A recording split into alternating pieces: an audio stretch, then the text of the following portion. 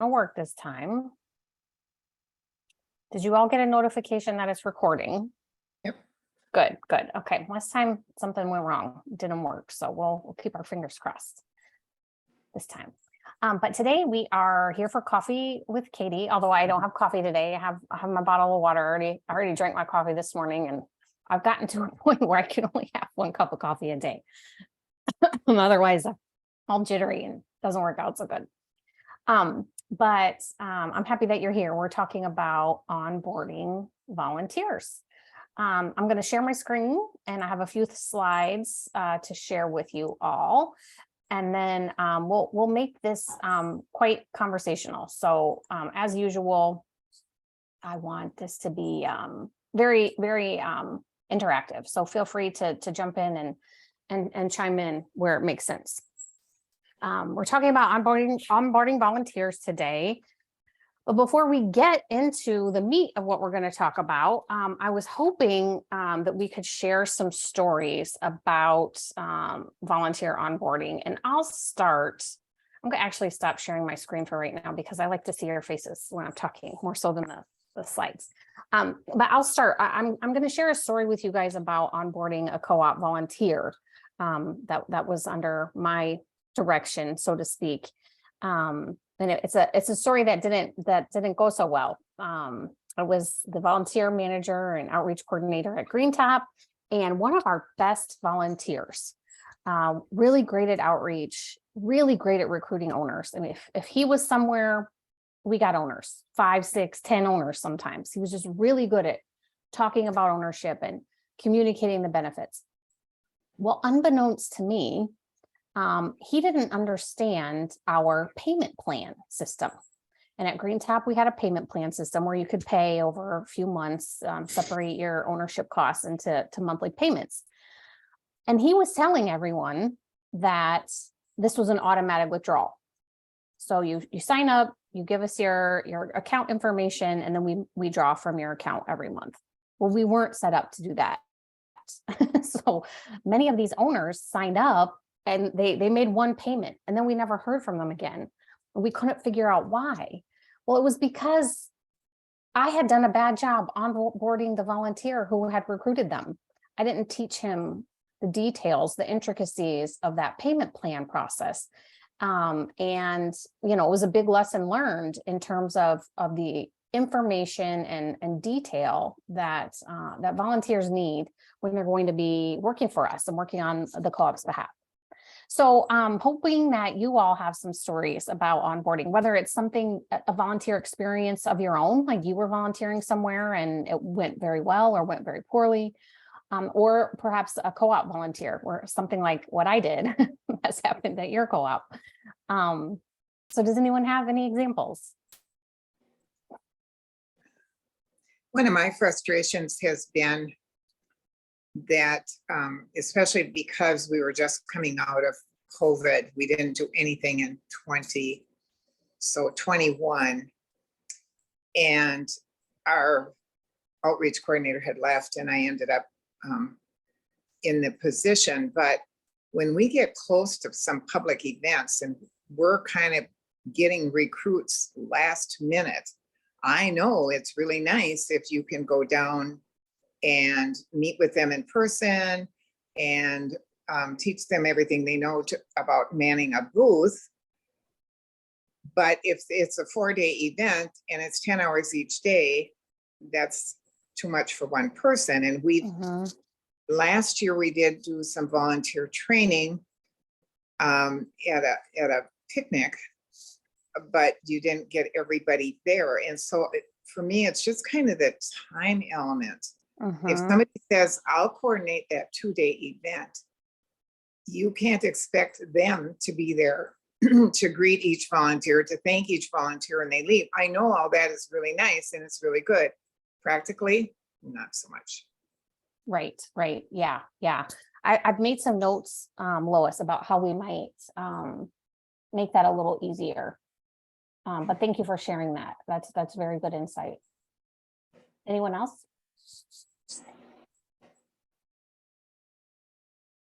Yes, actually, I'm hi everybody. Hello again, nice to see you. I'm learning or have found out, or maybe have had the realization that it's great that people come in and want to volunteer and all that. But I think it starts with, it really starts with us. I'm realizing that as a board member or someone who's already used to manning a booth, if they're not putting that knowledge, paying that knowledge forward, if I may, that it's kind of falling on deaf ears. And if you're lacking the organization and, I don't know, for lack of a better word, street cred, then the volunteers are going to say, well, this is not working for me. And I'm going to be very, terribly transparent and honest. When I first joined co-op, I was just gung-ho and all into it. And there was just such a lack of organization that, this is not working for me. And I stepped back a lot. I mean, in co-op's defense, it was also my job that made, I had to really devote myself to my job because it was my own business. But yeah, it just kind of, I don't know. I felt like as a board, we weren't giving enough to the volunteers. And that's really why I'm here, is to learn what more can I give them to install the confidence. And then on a kind of different note, what I do now is whenever we have a volunteer, it's like, okay, I'm going to take you under my wing. We're going to talk about this. And, it's taken me a while to, learn my spiel, my story, and how I tell it. And that's what I tell the volunteers. Sometimes they'll say, I get really nervous. I don't know what to say. I don't know if I want to man a booth. And I go, you know what? You just be there and listen. Just listen to what we all have to say. Listen to, in my case, to Damon and to Rachel and everybody, and you'll develop your story. And, and then just like a teacher, it's like, okay, I said it, you repeat it to me. Now I'm going to watch you, I'm going to watch you repeat it. But it's not like it has to be, okay, I am reading a script. This is what a co-op is. I don't need you to do that. Just get comfortable in your own skin. Yeah. And I never make sure, and now, now I just make sure that they're not alone and they don't feel nervous. Yeah. Yeah. I think that you make a really good point there about lack of organization, and that translates into less volunteer retention, less volunteer engagement, less capacity building. So you make some really good points, Sheila. Anyone else have an example or a thought to share?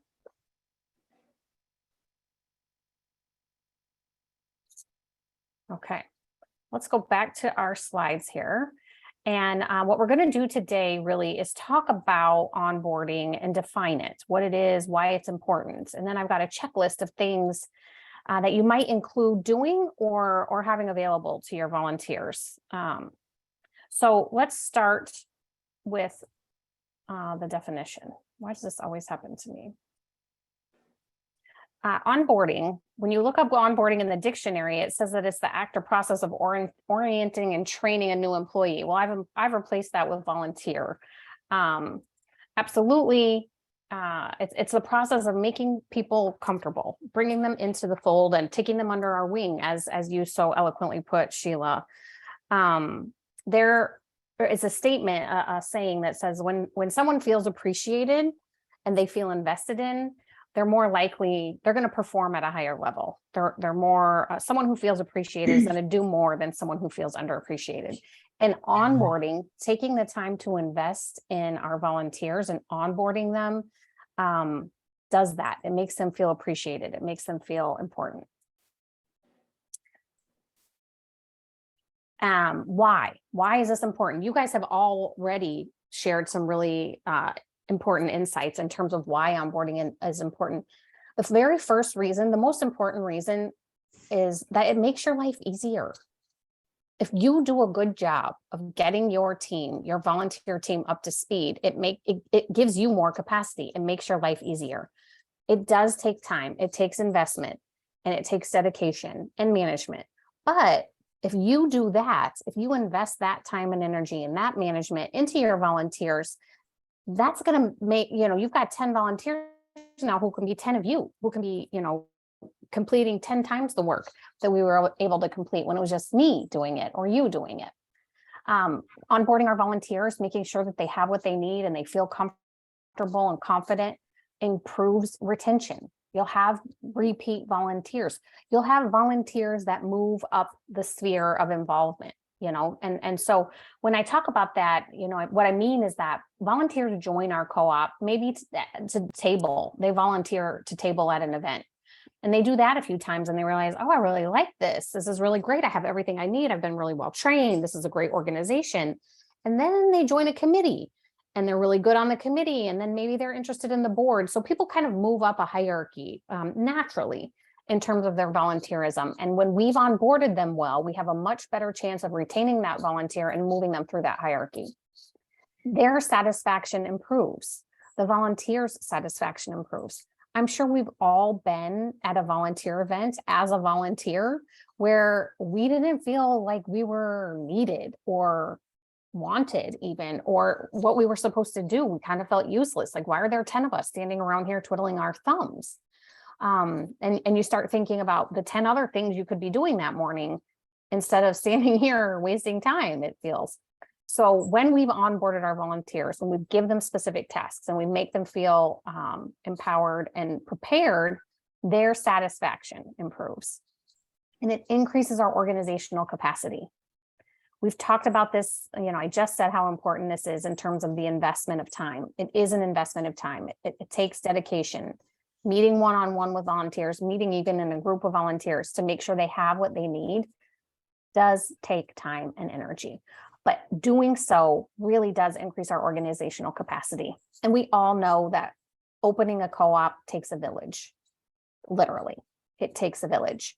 And we need as many people as we can get on our team to help us complete this work, especially as we're moving into fundraising. And I know Hillsborough is on the call here, Free Range is on the call, even Long Beach is on the call. All of us are on the cusp of fundraising. And that requires an even greater capacity of volunteers, both number and capacity. And so having a good volunteer recruitment system, a good onboarding system is really critical as we approach the fundraising period in our development. It can improve your owner growth. If you think about boots on the street, so to speak, the more volunteers you have who are well-trained and well-spoken and well-prepared, the greater your capacity for growth. You're amplifying the number of reaches, the number of touches your community is getting when you have a good team of volunteers. And it improves your efficiency. Oftentimes, volunteers that come on board are going to have better ideas about doing things than we've had.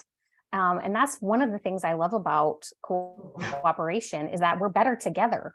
And that when we work together, when we think together, we brainstorm together, we often find better ways of doing things, and bringing new folks into the fold allows us to improve our efficiencies.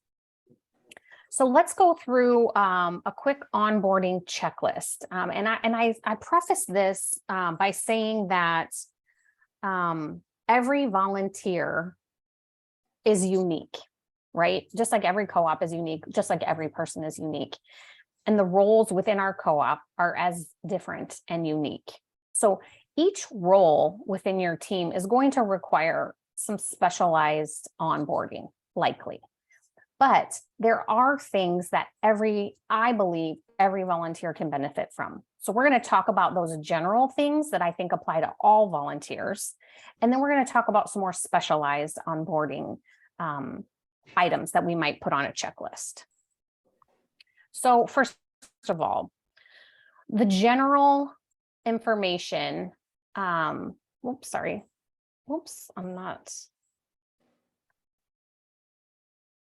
general list of stuff that every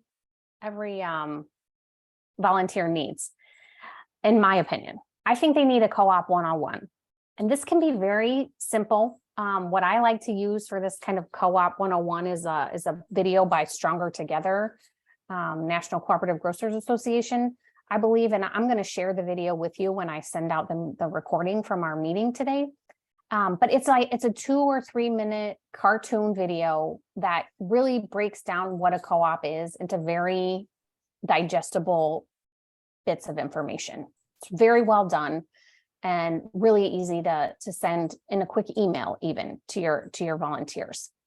Also included in that Co-op 101 to me is the history and the history of co-ops, like generally speaking, and the history of your co-op. So telling your volunteers where these co-ops come from, why do they exist? Why did co-ops start? Where did they start? And how did our co-op start? And our founding story. That's a really important piece for any volunteer to understand, is how our co-op started. What's our story and why is it important? Sharing the mission and vision of your co-op with every volunteer, I think, is important. We take for granted that folks who volunteer with us know this stuff. They may have volunteered because they like you, Roberta, and they like spending time with you. They might not be as well versed in the co-op as we think they are, or as we'd like our volunteers to be. So being very direct with them and sharing the mission and vision is very important. And your co-op should have some frequently asked questions. If you don't, you need them, because you get these questions asked, over and over at tabling events everywhere, and so having the answers to those questions available is important. And so having those available to your volunteers is really critical. An organizational chart. This seems a little bit, in one vein, this seems a little bit basic, and in the next vein, it seems a little over the top. But what we're trying to do with an organizational chart is demonstrate to the volunteer where they fit in. And that's really that really is important. It's not kind of important, that really is important. And a very simple organizational chart where you've got the board at the top and you've got your committees underneath and the responsibilities of those committees just really points very clearly to the volunteer what their role is and who else is working on this. Because when you show up let's just say you show up to build a house at Habitat for Humanity, you've got a hammer and nails and a coordinator there, but you don't understand that there's a board of directors and some fundraising people and communication team, and how you fit into that whole picture really makes you feel like, okay, I know where I fit, I know what my role is, I know what I'm doing. And that means I'm more secure and educated about the organization and what I'm doing here. I'm a big advocate for volunteer expectations or job descriptions for volunteer roles. I think it's really important that volunteers, that we're clearly articulating to volunteers what we'd like them to do and what we expect them to do, so that they can make an informed decision about participation, if this is the right project for them, if this is the right opportunity for them. So in every instance, I think it's important that a volunteer knows that, has access to that information. Reporting structure and contact information. So this is really proven to be very important in tabling. So when a volunteer signs up to table, they may get a flat tire on the way to the event, or they wake up with a sick kid, or something happens and they have to call us. They have to call somebody at the co-op and tell them what's going on. So making sure they know who that person is and what their contact information is important. And a volunteer roster, a roster of the other people participating with them, so that they'll know, they can identify if there's someone on the list they know or they don't know, or if they need to contact someone else on the list. What if they want to coordinate a ride to the event, or share an email, share something they discussed after the event with one of their co-volunteers. And these are the basics that I think every volunteer needs. And Lois, your point about time is a very valid point. And so some thoughts I have about that in terms of minimizing the amount of time this takes, because this is in essence probably a 1-hour meeting with every volunteer if you were going to go through this, and that's time consuming and quite involved. But some thoughts I have about improving the efficiency of that. One would be to have events. So a volunteer orientation scheduled once a month. And you basically go over this information in a meeting with 10 or 15 people, hopefully, instead of one. So you're improving efficiency there. Number 2 would be to do it on Zoom and record it with a volunteer. And then you could share that recording with other volunteers. And then a third would be to send a series of orientation emails to volunteers. So maybe you split this information into 3 email, and where you send the Co-op 101 mission and vision and FAQ in one email, and your timeline and expectations and org chart in another, and then finally the reporting structure and the roster for what happens the day of. So that could help, those could be pre-written emails that you just populate the new name and different specifics to that role. So those would be ways that you could improve efficiency or minimize the amount of time this takes. But beyond the general onboarding, there is specialized training that volunteers need, and that depends on their role. A board member, for example, is going to need much more onboarding than a tabling volunteer. A board member is going to need systems access and an email address and bylaws and file sharing, all kinds of more detailed information. And a tabling volunteer needs, like you were saying, Lois, some tips about tabling. What does that look like? How do you be effective when you're tabling? What do we do while we're at the table? What don't we do while we're at the table? i.e., check your phone, hold your purse, look down, don't look up. I have a whole list of those things. I could talk all day about tabling.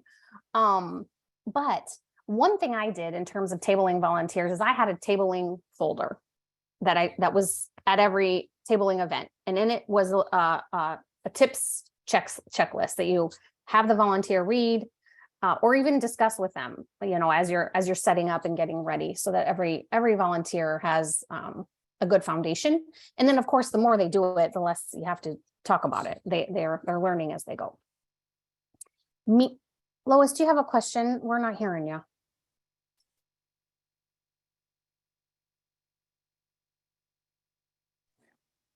We try to have, when we can, have an experienced volunteer with somebody new. Yes. Because that's a great way to, I think that's how Darlene got trained, was through Mary. So. You're right, Lois. Having an experienced volunteer with a new volunteer is critical. Yeah. And we do the notebook with all of the information they should need, and I've tried sending pieces of it out in emails.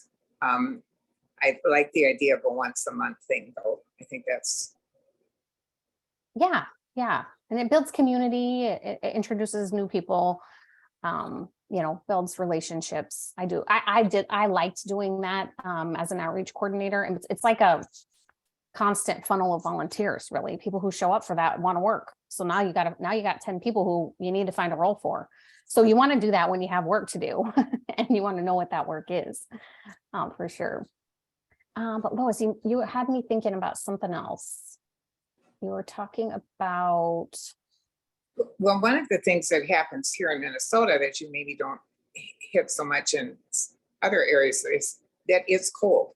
Yeah. So our tabling events get kind of compressed into July, August, and September. Mm-hmm. Here or there, one in May and one in June.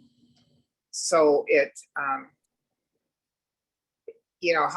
far ahead is it practical to recruit people? Mm-hmm. Right. Yeah. And give them the training, and then they're not going to do anything for 2 months. Right. Yeah. So if you're recruiting tabling volunteers, you want to do that, probably in April or May, in preparation for the summer months. If you're recruiting callers for the capital campaign, you could be doing that, when that makes sense. But having the task in mind when you're hosting the orientation is really important. Yeah. So that you do have something for these folks to do once they get trained. Meeting schedules, depending on the volunteer's role, if they're joining a committee or they're joining the board, knowing when the committee meets, what time, what's the format, what's the link they need to join the meeting, making sure they have that detail is important. And I think providing additional training opportunities to volunteers furthers their onboarding experience, but it also furthers their value as a volunteer. So I included a couple tasks or a couple items on the specialized training, including the Up and Coming conference, which is the conference hosted by Food Co-op Initiative every year. Next year is in Minnesota. And giving your volunteers the opportunity to attend that and having funds available to pay for them to attend, that's another side of the puzzle. And there are scholarships available, really solidifies their involvement, I have found. Volunteers who attend Up and Coming, they get sucked in.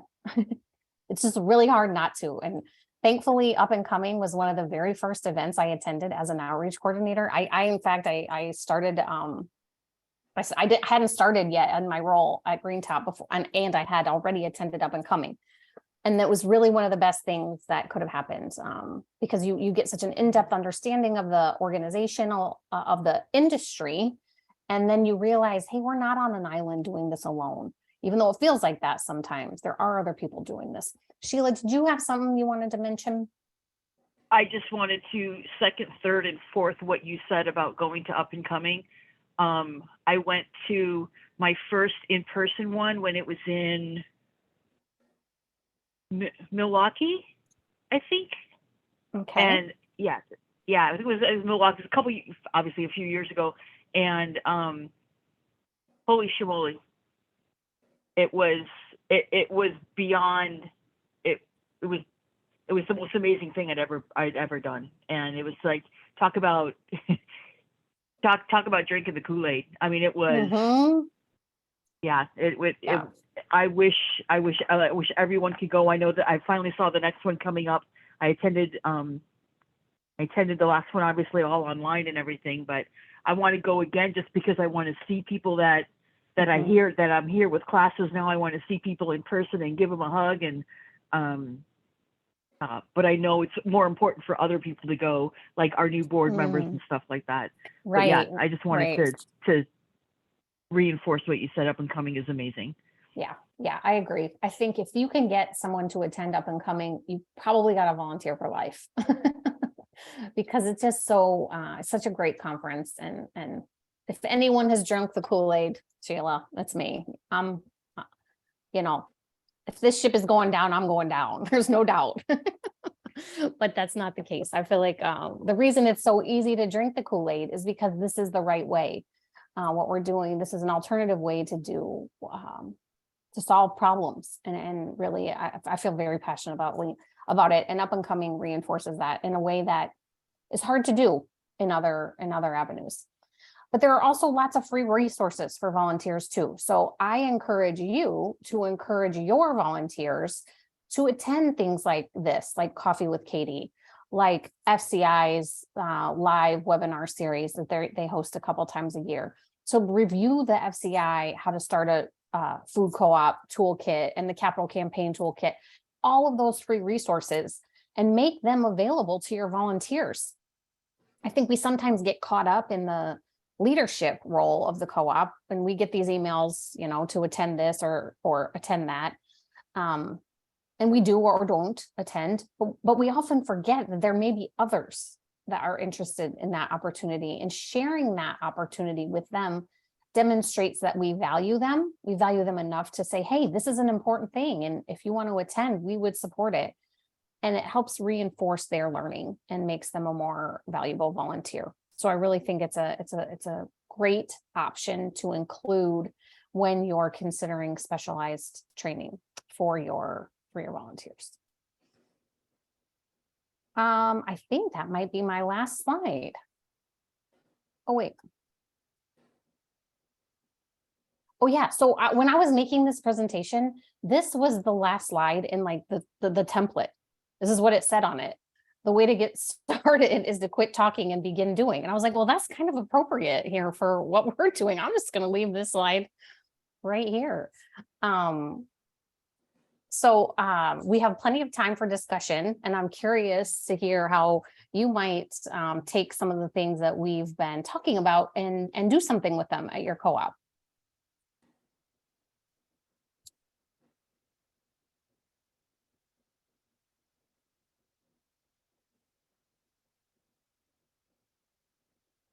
Well, for me, or for us, what I'm going to put together, and Katie, as you know, we practically have a whole brand new, go on, jump.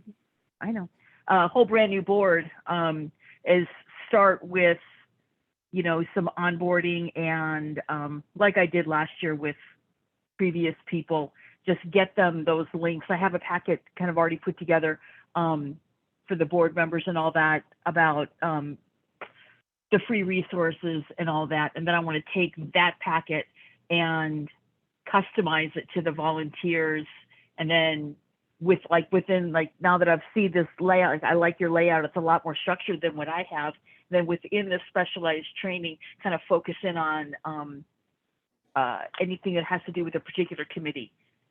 Yes, The right, volunteer right. chooses, like, you know what, Right. I'd rather do neighborhood canvassing. Like, okay, great. Then we'll focus on that. And then I'll lean on my notes. So I went down to Suncoast a few months ago and worked with Kim and the team when they were doing the neighborhood training. And I was kind of like their little puppy dog. I'm like holding all the yard signs and the information thing and just listening to them, you know, talk to, you know, knock on neighbors' doors and talk to the people in the neighborhood. Just as we were walking around, Imperial Beach is very, very, very, very walkable. So we were talking to people on the corners. We're knocking on people's front door. You know, some people are out there doing their yard works, like, hey, you know, and just learning how they engaged and the do's and don'ts of knocking on people's doors. If you see a no soliciting sign, can't do it.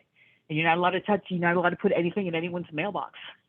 You can put it on their door. You can like tuck it in the little grooves of their fence, but you can't touch a mailbox. Can't put it in the mailbox, right? Right. Yes. And see, I grew up in a political family where we did lots of block walking for candidates. So I learned those lessons as a kid. But yeah, absolutely, these are things we have to tell our volunteers. They don't know this. They don't know. And so specializing their training to their role is really important. And you made me think of something else, Sheila, is charters. Most of us have committee charters for like the communications committee or the finance committee. And if you have those charters, those would also be items to include in the specialized training for the committees. So somebody joining the finance committee needs to have the finance charter. And so on and so forth. So what other examples or ideas do you have, Lois? It sounds like you like the idea of an event, some kind of training event. I think that I do. We'll just, I guess I'll have to discuss it with the team. We had that on our agenda. We met last night and set our schedule for the next 6 months. So I guess I will be bouncing those ideas off them. And I'm getting a low battery signal here and I don't know why. So let me check my connections here first. Okay. Roberta, you guys do a very good job recruiting and retaining volunteers. Do you have ideas that have worked for you or things you might change now? Oh, thank you, Katie. Yeah, no, I agree with what you said about these kinds of things taking time, especially where we're at in our development, where we're looking for volunteers to take on more committed and involved roles, you know, bringing their specialized skills to the business development part of it. That's not an easy ask. So it does take time to talk to people and explain exactly what we need. And, you know, because it's such a, you know, if they say yes, to really set them up with all the support that they need to be successful. So yeah, it's kind of like, you know, dating. You kind of are grooming somebody to that's the way I look at it. You know, you kind of just start interviewing each other. Right. Is this a good fit? Yeah. Yes, it's going to work out. Right. Yeah. And so but yeah, I think that is the ticket, is taking your time and following up and just kind of seeing, you know, meeting people where they're at. But then also helping your board, like usually it's a board member or a lead volunteer that is, you're handing, so me as the coordinator, I'm handing this package, this new person off to them, and it's like they're going to be answering to this board member, but this board member is also a volunteer and may not know how to manage other volunteers. So it's kind of like helping our leaders to understand, well, this is how you help your volunteers under you be successful. That's a really great point, Roberta. To some degree, what we're doing is training the trainer, so to speak. We're teams of volunteers, training teams of volunteers, and making sure that every level of that process is well prepared is a very good point. We assume, I think, sometimes that our board members, our committee leaders, they know what to do, or they've done this before. But you know what happens when you assume?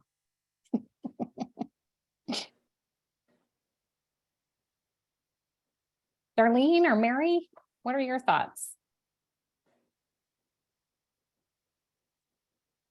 I was just looking at this. You said you have a Co-op 101 video, Stronger Together. I'm not familiar with that, but I was thinking about our story. I think it would be really fun if we did a video of some of the older, more experienced board members and telling that story and having that available too. I love the idea of role playing with real people. And we could do that as a video. And that would, I think, rather than sending out information, just typed information, if it was a short, engaging video, I think it would be of interest. Agreed. Yeah, I think that's a really creative idea, Mary. I love that. And nowadays, videos are so prevalent and so much easier to create than they used to be. So I think that could be, that could have value for your volunteers, clearly, but that's also something you can share on social media. Telling your co-op story, your founding story could be a soundbite in a video on social media that you share occasionally and remind people where you came from and how you got started. So it has lots of applications. I love it. Great idea. Katie, how common is canvassing? I'd say it's more common the closer you get to opening. Sheila may have some insights, and she's been involved with Imperial Beaches canvassing. But what I've seen co-ops do is canvass the neighborhood of the store. So setting some geographic boundaries around where the store location is and canvassing that area. Like, hey, we're coming to the neighborhood, meet the co-op kind of thing. We did some canvassing at Green Top early on, targeted canvassing. So we pinpointed neighborhoods where we thought we would have interested owners based on demographics, like near the university, education level, that kind of thing. And we had some success with it. What I think is good is if you're going to do canvassing, whatever kind of canvassing you're going to do, you should have a return. So a way to measure your canvassing. So maybe it's a QR code that people click on, and how many people click on the QR code. Maybe it's if the store's open, maybe it's a coupon, or if you're about to open, opening day coupon that you can check that they use, or maybe it's a link. If you register, if you become an owner using this specific link, we know you did so because you saw this door hanger or whatever. So, but I love the idea of canvassing. I just think you want to make it measurable so you know your effectiveness.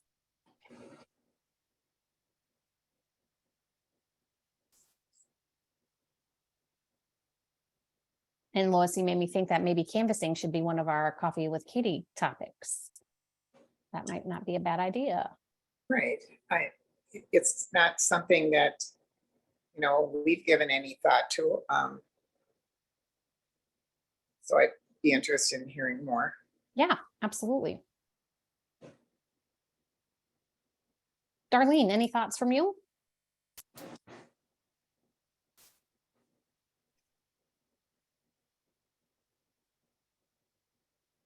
I'm not sure if she's with us still or not. Okay, well, I know Kathy is, oh, go I ahead. think Darlene said she was at work and she couldn't talk. She could listen but can't talk. Oh, that right? was Didn't she- Kathy. was That was Kathy. Oh, that was Kathy. Okay, my Yeah, bad. My yep, bad. no problem. No problem. So I won't pick on Kathy to share her examples or ideas since she is at work. But I'm happy to answer questions. We can stay on the line. If you have questions about other topics, I'm happy to answer them, or we can wrap up a few minutes early and you can have 15 more minutes back in your day.